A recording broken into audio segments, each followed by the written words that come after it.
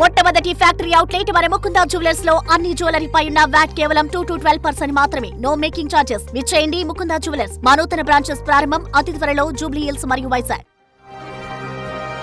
Breaking news. మాజీ MP Vijayasai Reddy latest tweet political గా hot topic గా మారింది. మాజీ సీఎం గతంలోని తన బాస్ వైఎస్ జగన్మోహన్ రెడ్డి పేరు ప్రస్తావించకుండానే ఆయన ట్వీట్ చేశారన్న కామెంట్లు వినిపిస్తున్నాయి. అలాగే ప్రేమతో కూడిన ఓ హెచ్చరికగా పొలిటికల్ అనలిస్టులు అభివర్ణిస్తున్నారు.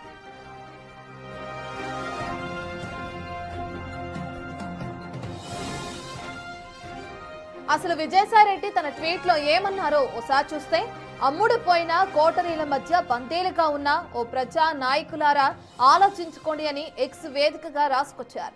భవిష్యత్తులో మీరిక్కడ ఏం జరగబోతుందో ఇప్పటికైనా గుర్తించండి అని పేర్కొన్నారు ఆయన. వెనెజులాలో ఎంత army, navy, air force, intelligence ఉన్నా ఆ దేశ అధ్యక్షుడిని, ఆయన సతీమణిని అమెరికా తీసుకుపోయిందంటే కారణం వారంతా అమ్ముడు పోవడమే కదా అని రాసుకొచ్చారు.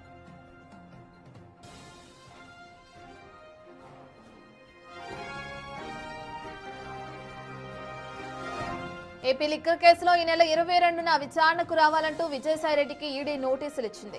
ఇప్పటికే ఆయన పలుమార్లు కోటరీ అంటూ జగన్పై విమర్శనాస్త్రాలు చేశారు. ఈ క్రమంలోనే మరోసారి ఆయన కోటరీ అని ప్రస్తావించడంతో వైసీపీ అధినేతను ఉద్దేశిస్తూనే ఆయన మరోసారి కామెంట్లు చేసి ఉంటారన్న టాక్ వినిపిస్తుంది. ఆయన ఇక వైసీపీ మాత్రం ఇదంతా కూటమి మెప్పు కోసమే సాయిరెడ్డి ఇలా ట్వీట్ చేసి ఉంటారని భావిస్తుంది.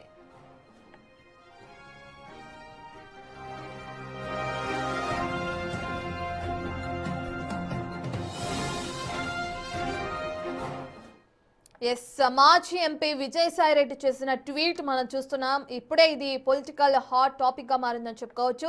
అసలు ఎవరిని ఉద్దేశించి ఈ ట్వీట్ చేశారు ఏంటి అనే డీటెయిల్స్ అందించడానికి మా ప్రతినిధి శివ అందుబాటులో ఉన్నారు. శివ, మనం చూస్తున్నాం జగన్ ని ఉద్దేశిస్తూనే ఆయన పేరు ప్రస్తావించకుండానే ఈ విధమైన ట్వీట్ చేశారు విజయసాయిరెడ్డి అంటూ కూడా పొలిటికల్ అనలిస్టులు చెప్పడం కూడా మనం చూస్తున్నాం. ఎలా చూడొచ్చు ఈ ట్వీట్ ని? ఎలా చూడొచ్చు?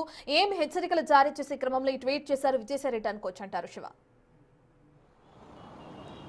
రత్నం మొత్తం మీద చూసుకుంటే ఎంపీ విజయసాయిరెడ్డి చుట్టూ ప్రస్తుతం ఆంధ్రప్రదేశ్ రాజకీయాలతో పాటు దేశ రాజకీయాల్లో ఒక ఆసక్తికరమైన అంశంగా వెలుగులోకి వచ్చింది.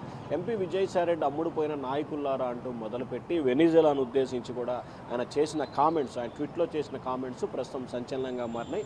అయితే ఈ నెల 22వ తేదీన ఎంపీ విజయసాయిరెడ్డిని ఈడీ విచారణకు పిలిచిన నేపథ్యంలో తనకి సంబంధం లేని విషయంలో తనకు పాత్ర లేకపోయినా తనను ఇరికించారు, తనను ఇరికించడం మూలంగానే తాను ఈ రకమైన ఇబ్బందులు పాలు పడుతున్నాననేది ఆయన ఉద్దేశంగా కనిపిస్తూ ఉంది. అలాగే జగన్ చుట్టూ ఉన్న కోటరీ, అంటే డైరెక్ట్గా జగన్ పేరు ప్రస్తావించలేదు కానీ కోటరీ చుట్టూ ఉన్న నేతలు చేసిన తప్పిదాలు, వారు చేసిన వ్యవహారం మూలంగానే ఈ రకమైన పరిణామాలు దాపురించాయి. ముందు ముందు మీరు కూడా ఇబ్బందులు పాలయ్యే పరిస్థితి ఏర్పడుతుంది, ఇప్పటికైనా గ్రహించండి అనే రీతిలో ఆయన అయితే మాత్రం ట్విట్టర్ వేదికగా పోస్ట్ పెట్టారు. ఆ పోస్ట్ ప్రస్తుతం సంచలనంగా మారింది. అయితే ఆయన మొదటి నుంచి కూడా చెప్తున్నారు, జగన్ ఆయన ఎప్పుడు ఒక్క మాట కూడా మాట్లాడలేదు. ఆయన చుట్టూ ఉన్న కోటరీ, ముఖ్యంగా ఎంపీ మిథున్ రెడ్డి కావచ్చు, అవినాష్ రెడ్డి కావచ్చు, సజ్జల రామకృష్ణారెడ్డి కావచ్చు, చెవిరెడ్డి భాస్కర్ రెడ్డి కావచ్చు, ఇట్లాంటి నేతలు, ఆయన చుట్టూ ఉన్న నేతలు వ్యవహరిస్తున్న తీరు కావచ్చు, ఆయన వాళ్ళు మాట్లాడుతున్న మాటలు కావచ్చు, ఆయన జగన్ వారంతా కలిసి ర్యాంక్ డ్రాప్ పట్టిస్తున్నారనేది కూడా సాయిరెడ్డి ఉద్దేశంగా కనిపిస్తూ ఉంది.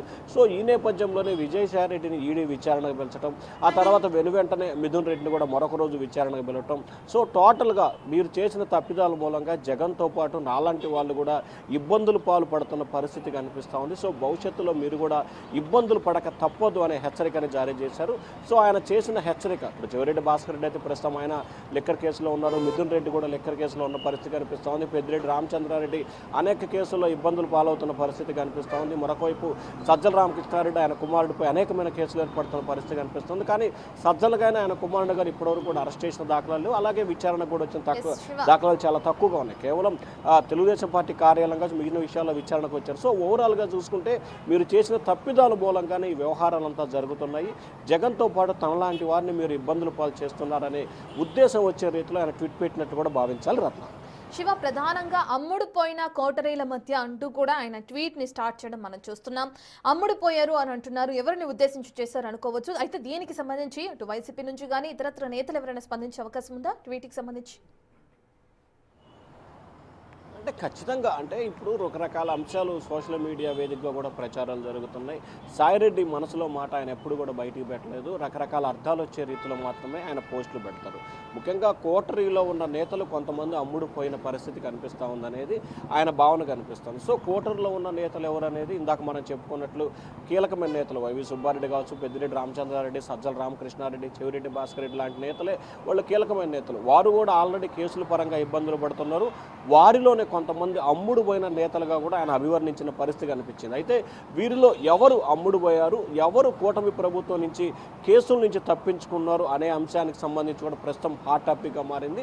అయితే ఈ అంశానికి సంబంధించి వైఎస్ఆర్సీపీ నేతలు ఎవరు కూడా స్పందించలేదు.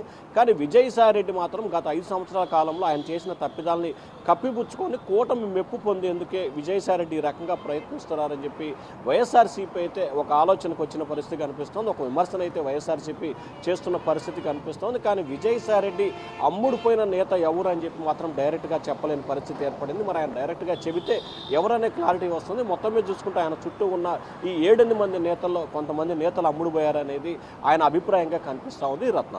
Right, thank you Shiva.